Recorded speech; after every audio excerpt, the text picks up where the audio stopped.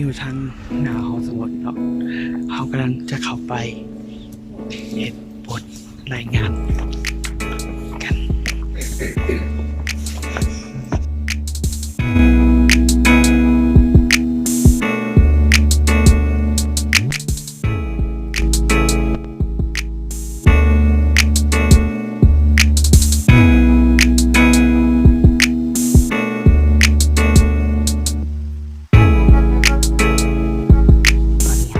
อยู่ห้องสมุดของโรงเรียนออกมาเฮ็ด